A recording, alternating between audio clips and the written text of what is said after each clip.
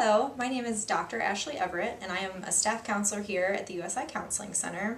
Today I'm going to just give you a brief overview of how to make a prioritized schedule. This is something that we find particularly helpful for several different types of students. One being students who find themselves overly scheduled and have so many things that they need to get to in a week they're not sure how to fit everything in.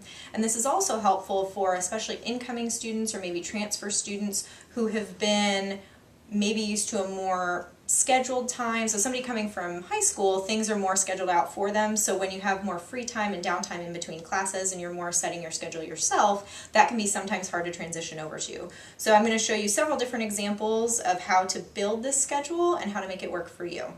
So to start with, you'll need an empty schedule that has each day of the week, including the weekend, filled out, and then cut into different blocks of time. So for this particular example, it's cut into hour blocks. It can be helpful for some people to put them in half-hour blocks. You'll figure out what works best for you. My suggestion is to have it run from the very beginning of the day when you wake up in the morning until the very end of the day when you go to sleep at night, because this gives you the whole overview of how much time you'll have in your schedule throughout the week. So for the first blocks that you'll need to put in your non-negotiable time. So this, for most students, is class time, and also if you have a job, you'll want to put in your typical work schedule as well. So here we have put in when this individual has class, and then also what time they have work.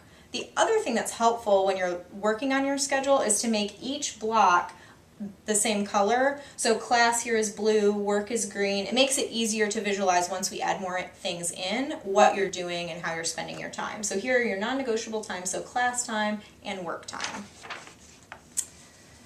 Next, you'll want to add in things that technically could be moved around but are things that still need to happen throughout the day. So here we've added in meal times. It's really important to remember to not skip meals throughout the day, because this can lead to you being irritable, feeling fatigued, and just not really being on top of your game. So here we've included breakfast, lunch, and dinner. You'll also want to schedule in plenty of study time throughout the week. You can figure out what works best for you, and remember that this is a workable schedule, so sometimes it's helpful to fill out your ideal schedule and then use a blank one to fill in throughout the week of how you're actually spending your time. So maybe you can figure out when the best time is to schedule in your study blocks. But here we have studying in pink, and then several different meetings. So for this example, this is someone who's very involved. So there's several club meetings included, an SGA meeting, and a sorority meeting on Sunday nights. So these are things that if you had to, you could possibly move them around, or if you had to skip a meeting, possibly you could. But these are things that really should be happening every week, and you can see how to spend your time, but also see where there are also still several blocks of time left that you can fill with other activities. So here we've added in a few more activities, and these are some that are very important, especially for your own mental health and wellness, is to figure in time for self-care. So these here are all purple. So there are several different things that this individual has chosen to do. There's 2 blocks for yoga. One thing to know is the rec center does offer yoga classes throughout the week, so maybe if that's something that you would like to build in, you can look to see when they're offering those classes and build that right into your schedule. So this person has yoga on Tuesday nights and Friday afternoons. Then they built in, because this is an active person, they wanted to have cycling here from 2 to 5 on Saturdays, and then swimming on Sunday morning. So you figure out what activities you like to do. Maybe if you're not as athletically active as a person, you could build in things like, reading for pleasure, going for a walk around the quad, that type of thing. And then here at the end of the day, it's always nice to build in some just general self-care time that you can self-define. So here from 9 to 10 each day of the week, this person has self-care, journaling, and then reading for pleasure. So they have that built-in time to kind of wind down before going to bed at night. It's really important that you build in the time for self-care, because it's very easy to ignore self-care when you get very busy.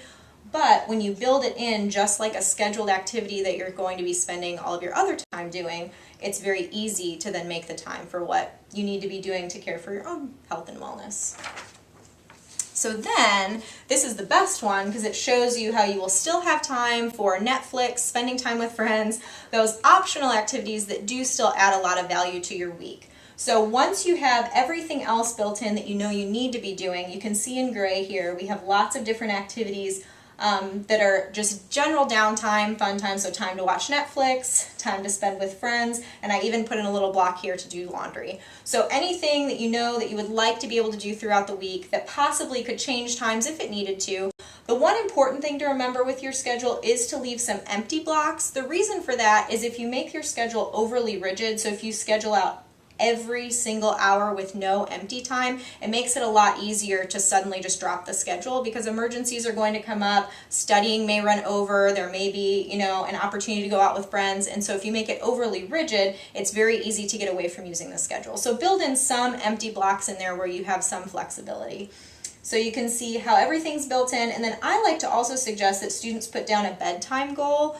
One thing that is really helpful for you to judge when your bedtime should generally be is if you're sitting down to study and feel very sleepy as soon as you sit down to read. One thing to keep in mind is try to not study on your bed because you're naturally going to feel tired there. But if you're sitting down to your desk and feeling tired within about 5 to 10 minutes, you might look at trying to bump your bedtime to be a little bit earlier. So in this example, we have a bedtime goal set for 11 p.m. I think it's just a nice reminder that as you're working through your schedule throughout the day, you do have a goal that you're going to try to reach, and then see how that affects your overall motivation levels, level of energy, and ability to study throughout the week. But it's nice to have that reminder there. So overall, now that you've seen how to make your schedule, make sure that you place your schedule in a visible location. It's a lot easier to stick to your schedule when you can see it. Another thing to consider too is asking a friend to do this with you. It holds you accountable, and then also you can learn from each other, so maybe they find a way to build in study time that is a little bit different from yours but might be a little bit more effective. Again, don't make it overly rigid. Plan for emergencies. Know that even if you have a day that doesn't go according to the schedule, doesn't mean you can't pick it up the next day.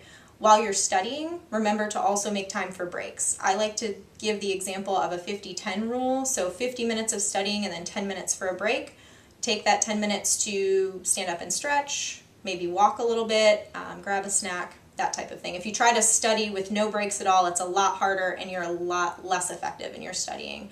Make sure you're not skipping meals again, and then also look at how you prioritize time between classes. A lot of students like to just take that time to nap, and while that's not necessarily a bad thing, you may be losing a lot of time that you could be spending studying or attending to self-care by just taking a lot of naps. And if you feel very tired in between classes, that might be a sign that maybe you could bump your bedtime a little bit earlier and use that time in between classes to use to study or return emails, return phone calls, that type of thing. So thanks for watching this video. I wish you the best of luck in scheduling out your time, and I hope you find this to be helpful.